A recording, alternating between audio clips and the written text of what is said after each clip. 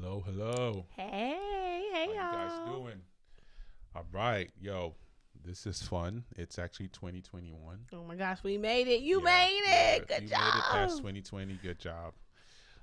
For some people, this is the worst year in existence. Sorry, 2020 2021 was no 2020 just was the worst started. year in existence.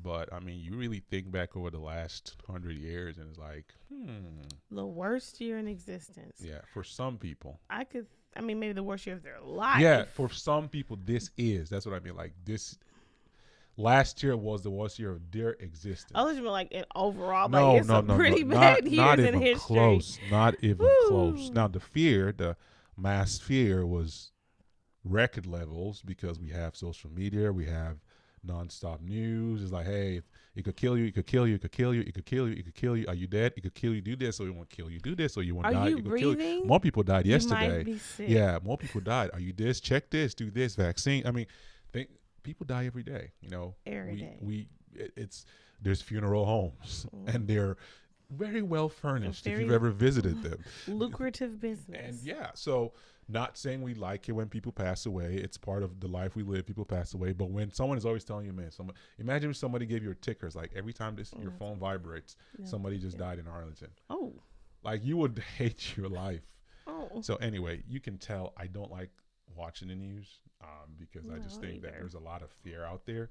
Yeah. There's And good. it's not even saying like I think we as a country took a very serious disease. Yeah.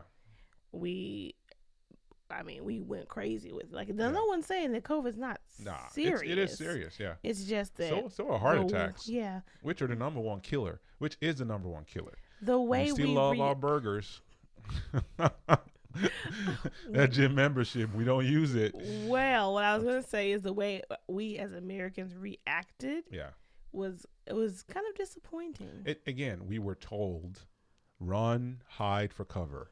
Run, Yeah. hide for cover. I just remember having terroristic attacks happen, and we banded together. Boy, 9/11. I remember. Like, we were, being- like, I was- loving I was each other. traveling. Yeah, I was traveling when that happened. Yeah, there was a lot of division, and the fear only amplified that division. Because now, if you took a position, I said it's because of who you voted for, Yeah. versus maybe you have an older parent and you should do all that, Yeah. right? Versus me, who was like, look, my job, I make money by going out. Yeah. And I don't want to stop going out Or the because I don't pers- want to lose my The business. person that has to deliver your Uber Eats. Yeah.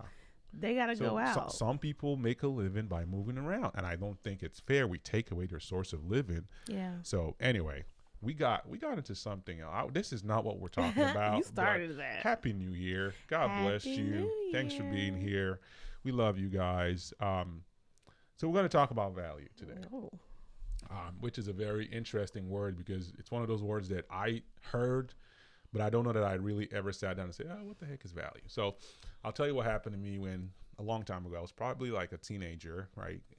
When you're a teenager, you think you have all the answers. And so this was in Nigeria. I had a friend, older gentleman who worked at the power company for Nigeria. Nigeria has one big power company for the whole nation. Yeah, wait, hold on. Let me Yeah. digest that. Yeah. So there was no TXU, no direct energy. There now is. There was not. Okay, at that point there was Yeah. no. It was just. Yeah, TXU. and frankly So you speaking, got- it's still the most dominant one, but that's a different conversation. Mhm. Our government is big. Our government institutions are really big. So sometimes they just dominate. But anyway, it used to be called Nigerian Electric Power Authority. My dad actually worked for them. When my mom had my sister, he was on a project far away, and my mom was by herself. He wasn't at the delivery. And this is when there were no mobile phones. So Yeah. he was working for, we call them NEPA. Every Nigerian that's lived in Nigeria knows that word, NEPA. Because when light goes off, what do we say? NEPA. We say, no, actually, when it goes off, we like, when it comes on, we say, up NEPA.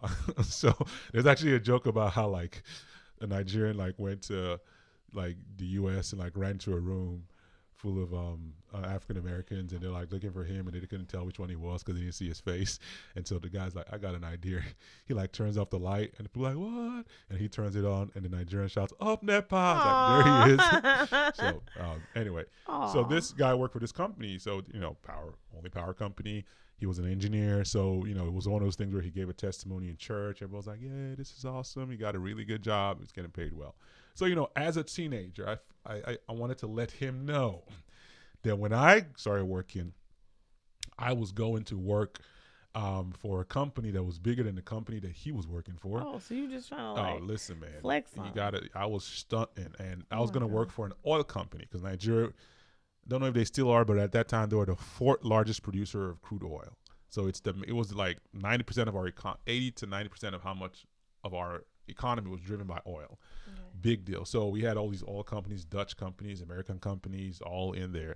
In fact, back then, if you saw a Caucasian, they were probably working for an oil company. Right? It's the only thing they brought them out that way. Oh. So I was like, when I grow up, I'm gonna work for an oil company, and they're gonna pay me a certain amount. It was like a lot of money a month, and like he like laughs, and he's like, for you to do that, for them to pay you that much, you have to be creating 10 times that value every month, and it's like a shocker for me because I was like, what are you talking about? So you thought they'd just pay you because you worked there and that was Yeah, it? yeah, like you go to school, right? You work hard, you get good grades. After you get good grades, then you graduate. If you get a really good degree, then you get a job, and then they pay you. Yeah. And if you get the right, again, you know how you don't finish your logic. Like I didn't finish my logic. Like you get a good job and they pay you. So in my head, that's what I wanted to make. I'll just find a job that paid that much. Like and just work hard. Like that's just how it goes. And so I never really sat down to think about the fact that they pay you because you create value, Yeah.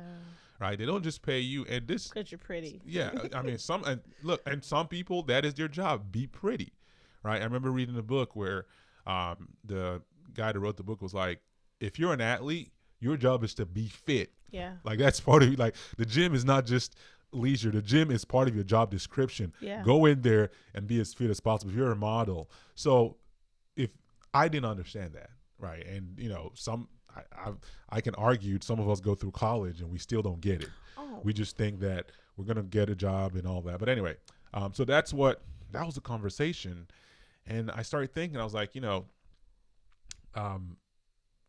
my education up to that point was the grades were the value. A good grade is the value, so which is going to lead to a good degree, Yeah. and then a good degree is going to get me a job, right? That's kind of how I thought it was going to go, and I think it's part of the story. But I think when you start thinking about value, you really need to understand what it means for you and how you create it. One of the things that I've learned about value is like the creation of value is a very during like making food, right? My mom used to make soup and all that. When you're cooking, a lot of time it looks like a mess. And so for young teenager, I'm not about to, stress myself out. I want to have as much fun as I can, and then when I'm ready to get money, you just pay me money. But that's not how it works, right? And so there's things about value that we can learn and we can apply to our family. But in my case, I thought that the degree was the value, but I think it's you can look at it that way. A degree does have value, don't get me wrong, but it's actually I think it should be the other way around where I the value is in what the degree is showing I have value. Yeah. You have right? the potential to being valued for the Exactly. company. I applied myself. I worked hard. I stayed in school for 4 years, so I was patient.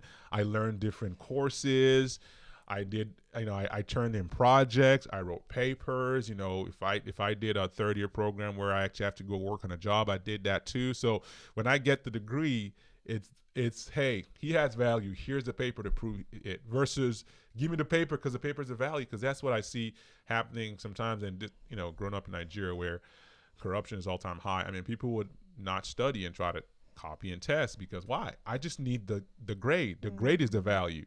Versus no.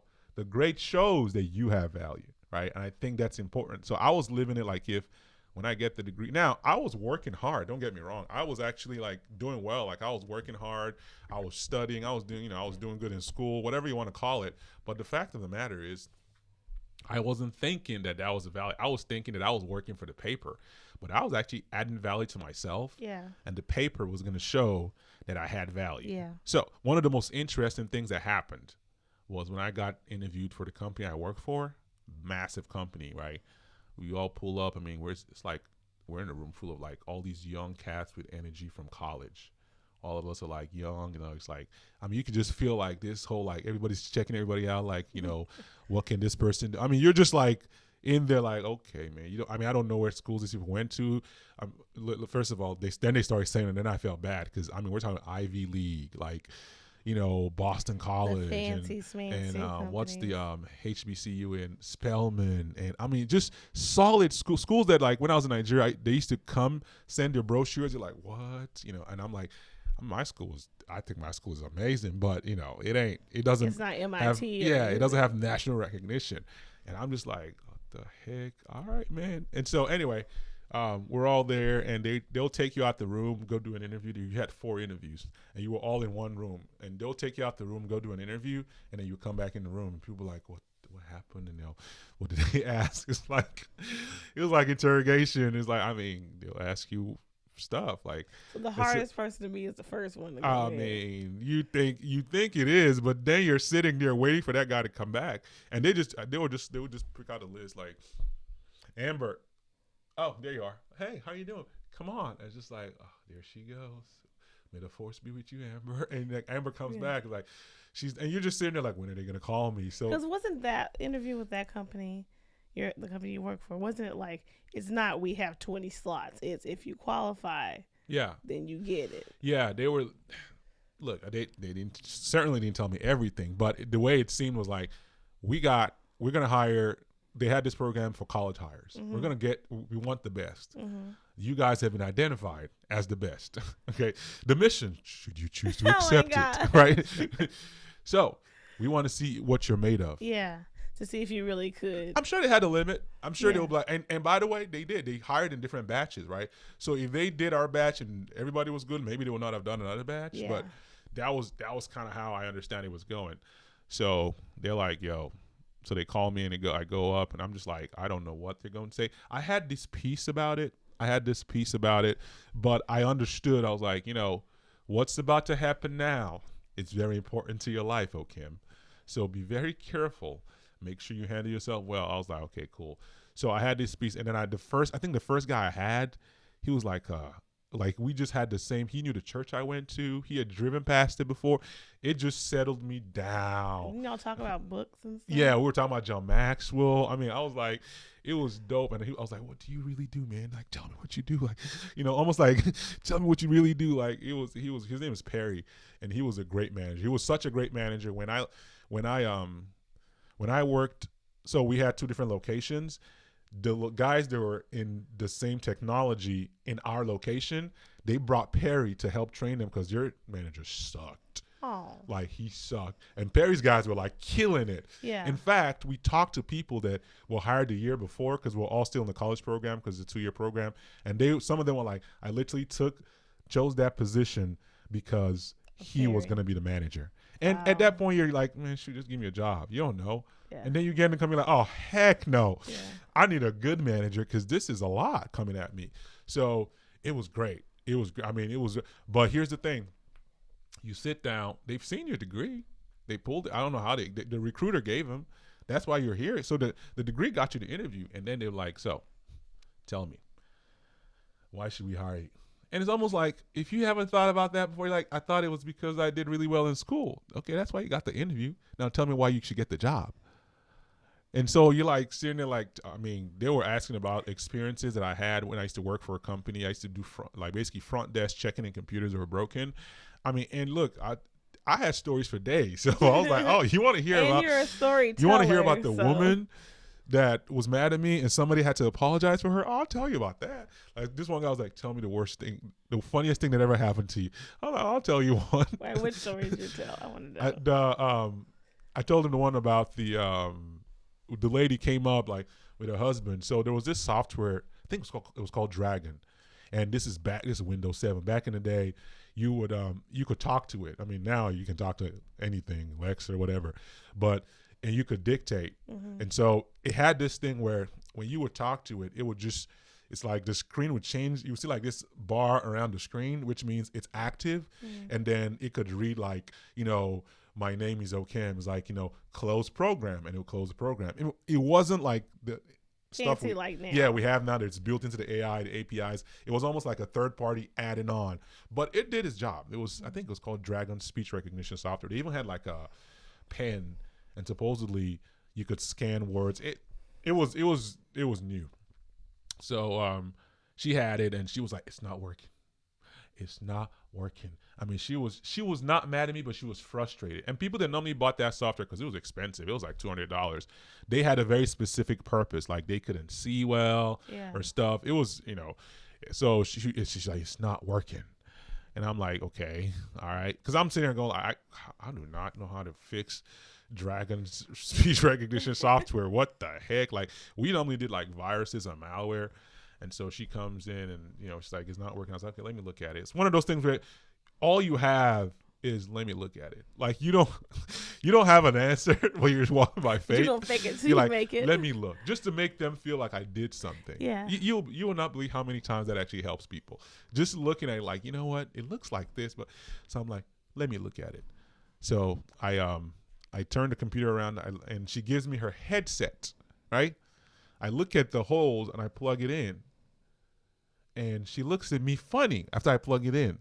She like literally, because this was those. So her had a mic and a headphone. You know how they had those doubles? Yes, yeah. yes. So I plug it in, and she looks at me funny, and the screen lights, and she says something into the mic. The screen lights up, and Dragon starts doing his thing, and she looks at me again, and she talks again, and it works. And she's like, "How did you know where to plug it in?" And I'm like, "What?" She's like, "How did you know that?" Because the audio ports, they look alike. Oh, lady. She's like, "How did you know that the mic one went in the mic and the headphone one went in the headphone?" I said, there's an icon right there. Like, you look at there, you see a mic icon, a headphone icon. And she looked at it, and she looked at me funny again, and she talked to it, and he did it, talked to it, and her husband was there, was like, "Yeah, it's working." And she was like, "I was plugging it in wrong. Thank you." Oh, at least she admitted it. Yeah, she was good. I've had bad experience. She was good. Like, because the moment I plugged it in, it's almost like she suspected, but she didn't know what she didn't know. Yeah. But when I plugged it in, she was very interested in the logic. So her next step wasn't to try to switch the cords or something? I don't know. Because that's what I would do. Yeah, like, maybe I'm doing it wrong. You never know. She's just so mad. She got herself in a tizzy. She was like, I'm going to bed. I mean, the company. It's one of those things where if you pay a lot of money, you want it to work like this. So that was funny, but it was also strange because I was just, like I said, let me look at it. Yeah. I hadn't even started looking at it. You like, looked at it. I was just plugging it in to start looking, literally, and it solved the problem. I mean, it was the easiest thing I've ever done. But I didn't, like, for a while I was like, did y'all charge her for that? I mean, I could have. I don't think I did. Because you're a nice guy. But I mean, in all fairness, I hadn't even, in my head, I hadn't done anything. It's like someone is like, "Hey, my TV's not working. Let me plug it in the wall and turn it on." And then the person goes, "Oh, how did you know? How did you know to use the?" And it's like, dude, I haven't even started So in all fairness, that I fixed it, I didn't even fix it. There was nothing wrong. Yeah. So anyway, geez, you're gonna sidetrack me. I'm sorry. I just wanted But to know. that was so. Anyway, I'm in an interview and we're talking these stories. But all that to say is this: I was surprised that these people were interested in this side job that I had while in college, and not all the Java 1, Java 2, information systems, strategy classes, accounting classes, math classes, business statistic classes, operations management classes that cause people to like show up for Bible study praying. Like, they didn't seem to care about that. They wanted to know, what did you do while you worked at this company at the front desk? A funny story is actually my uncle told me to get that job, and I didn't know enough. Shout out to Uncle George. God gives you people to guide you, man. God bless Uncle George. Changed everything. Yeah. So he was one like, you should get this job. I'm like I could have gotten other jobs, but I just did it. And I was like, it's one of those jobs like you put on your resume because you don't want them to be like, where were you for the last 3 years? It's like, look, I was working. See, it's like, okay, yeah, it's not a good job, but technically I was at the gas station. That's kind of how it was. I just put it there. But I mean, they were like, everybody wanted to talk about that job. So did you do this? Did you face this kind of problem? I mean, and the stories they wanted to hear were not the complex ones. Now remember, this is a software company that does complex stuff. They wanted to hear the simple. What they were looking for, I would learn later, was how does your mind work? Because we need people whose mind is able to solve problems. That's the value we want. So my job in that interview, there were 4 interviews that day, 4 different people. My job in that interview that day was to show them how I could create value for their company. It's not like there was like a problem that they asked you to solve, and like you didn't all the way get the answer right, and then they Yeah. did something. They're Oh like, yeah, oh, they were like, it was about a woman comes into the company I used to work for and says, I can't find my file. What would you do? And I was like going through it, and the answer was it was on a USB drive. I didn't get to it was on a USB drive, but I got to. Are you sure you saved it on the computer? Right. So like it was like fair enough. Like yeah, that's because they wanted to hear how you thought. Yeah, like they didn't care about if you got the answer right. It was like how did you get to? Yes. And I did that every day. Yeah. When I was at that company, that's what you got people walking in with all kinds of problems, and some of them don't even know what they're doing, and you're like, okay, let's start from the beginning. You woke up, I'm not playing. You turned on your computer. Is that what you normally do every morning, or did something? Well, my son did. He did say that we got a new power company. Okay, that's not the issue, but like we were like, because you wanted to know, and some of them were the basics. Yeah, and it's like, okay, hold on, and then it took an update or this. So I installed this, I changed this, and do you remember whenever I asked you way back in yonder years when I used to work, and I was at work and I was having a computer issue, and I called you, and you were like, okay, go to the start button. Like first you're like, is it on? I'm like, freaking me. Like, yes, it's on. And I was like, okay, go to the start button. The start button looks like, I was like, I know what the start button looks like. I'm a millennial. What the freak? You're like, babe, you don't understand. This is a legit question and answer session at my job every day. I feel like you went to autopilot. So the start button looks like 4 squares. You should says see start. the emails I had to send. Like even with like the current company. I mean, you're breaking down because. Look, your goal is to solve the problem. Yeah. I mean, there's not a way you can assume, but when somebody comes and you're like, I need help, I can't solve this problem, they're gonna ask you, did you check this? I told her to check it. No. I didn't ask you if she checked it. Did you check it? Yeah. Because it's one thing for the customer to say, I checked it.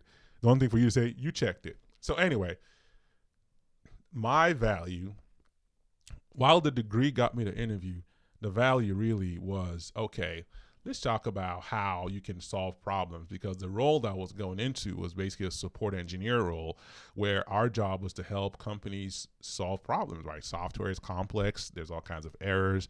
Almost everybody has had to call tech support. I was for enterprise. I wasn't like regular tech support, but it's the same principle. And I mean, we're talking about companies that are running on data centers and servers. I mean, there was one guy, he had a case where the customer was losing $200,000 an hour.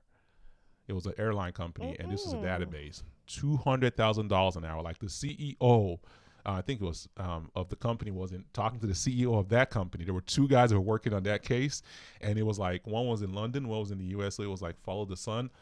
When one came into work, the other went home. When one went home, the other came to work. So they were like, "This is what I did. Over to you. This is what I did." Over like I'm still until stuck they at solved it. $200,000 an hour. It was not hour. a joke. They probably threw them like a bunch of money back and stuff, because like you pay for premier hours. Yeah. So they probably gave them stuff back and all, but it was what we call a performance leak. Like your memory just spikes, and so something is, I'm not gonna bore, but something is taking more memory than it should. Something in the code is taking more memory than it should, and locking it down, so it makes your performance slow. And this was not just any server. This was a server they used for like flights and all that stuff. So it was like, because everything you're seeing running at airports running on a computer. I mean, the back end. So that computer not working well and being slow, or actually it was get bogged down until they shut down, was costing them money. Yeah. Right. People, they know all these things when you check in and all. So anyway, that was where I was about to go in. So their value was, okay, your degree is great, but can you solve this problem? Yeah. And thank God my uncle had told me, hey, you should go get this job in this place, because it taught me how to solve problems, think on my feet. And that literally helped me so much. I mean, in the interview was great, but I'm telling you, when I got into the job, I saw exactly why they were asking all those questions, because I ran into the same situations. I mean, we had situations where you have server down, which means it's not coming on. And now you have to figure out how to get data off the server, figure it out. They call them crit sits. And you're the one person on the phone from the company. Oh, baby, I remember that. I mean, people have, like you say, you tell a support engineer crit sit, and even though he hasn't been a support engineer for 10 years, PTSD. I'm going to say the same thing. I was like, I think I have PTSD from that. hits him, because like, did you say crit sit? So anyway, Maybe I really literally just tightened up when you said that. yeah, I remember when you had those yeah, cases and yeah. you were not a very fun person. No, no. I was like, Cr- ooh, you're The like, baby, I got a critic. I was like, I am going to the take weight of the children world somewhere is on your else. shoulders. Yes, I was like, kids, let's go to the park. It's look, it gets real when they come in like, all right, nothing's working. I mean, all your troubleshooting steps have not worked. What next? And you have nothing. Like you're like, let me take a look. You went back to what you knew. Let me look at it real Let's quick. take a look at it. Every problem can be solved, but it's challenging. So that was the value. And like I mentioned, the value creation process can be complex. I got the job. I got a job that I really wanted. I really liked, but I had to learn how to create value before I ever got the job. And that's one of the things that I've learned is, a lot of times we want certain things, but are you in a position where you're creating that value today? Because what we would do as humans is go for the interview. They tell us what we have to do, go learn how to do it and come back. That's kind of how we seem to live. Yeah. And God goes, no, I'm going to prepare you first. And so you're going, why do I have to deal with all these angry customers? Why do I have to deal with all these people saying this? Why do I have to go to class? Yada, yada, yada. Why do I have to wake up early in the morning and study? Why do I have to do this? I mean, you do all that, but when draft day comes, they're like, this is a number one pick in the NFL draft, and he's going to make this amount of dollars. 10 years ago, he was creating value, right? And so that's something that I really learned, and I really never thought about it until that day. And I'm glad that I had people in my life that showed me how to create value and taught me. And this actually applies to family too. We'll talk about it in the next one, but this actually applies to family because one of the thoughts that's out there today is, well, we don't need to get married. We love each other. Oh no. And I'm going to address that. Please. But what you got with value? What do you think about? I mean, now I'm thinking about like my years of being, if we're talking about like in light of kind of our life experiences preparing us and creating value. Yeah. I think about like being a pastor's wife or dealing with people like in the homeschool world or where someplace where I am like in authority. Yeah. And people are coming to me with their complaints. Yeah. Being a customer service rep at really like good, 18 really years old and you're representing the company and they're screaming. I mean, they are cussing you out. Oh yeah, you did housing loans and stuff. Oh, after the housing bubble bursted. And I'm like, and I'm not just doing like, oh, welcome, here's your mortgage. No, I'm doing like underwriting. Like these people are trying to get loss mitigation and trying to rewrite their loan and save their home. And they are like in foreclosure and their house is like in 2 weeks it's going on to be sold on the auction steps. Like, and they are screaming at you and they're paying, and it's not you. They're just, I mean, grown men who used to work in like Silicon Valley are losing their homes because they're, they don't have a job anymore and they're making. I work with someone that worked on Wall Street, and she took a job that was barely above minimum wage after the housing market crashed. I could not believe when she told me where she worked. Before we go, because we're almost out of time, we'll come back to you. We'll come back to you, but something that I always thought was interesting. Go read Luke's account of Jesus, right? It talks about Jesus, his birth, all that, yada, yada, yada, and it goes on. And then, by the time it jumps forward in chapter 4, chapter 5, so you go to chapter 1, 2, 3, it's kind of like the Christmas story of Luke, right? You jump to chapter 4, he's a grown man. But there's an in-between. And I believe it's in Luke 2:52 where it says, and Jesus grew in favor with God and man. Yeah. And it's one of the things that has comforted me in times where I was like, yo, I'm supposed to be doing more. I'm supposed to be this and this. And growth, it's one of those things where it's like, nobody celebrates, oh my goodness, I can look at a tree, look at the bark, it's changing. But we want to eat the fruit. Right? And so you have to grow. And a lot of times we abort the growth process because it's not working. We saw him as a kid. I think we see him like 12 when he goes to the temple and everything. And next time we see him, he's 30 years old getting baptized by John the Baptist.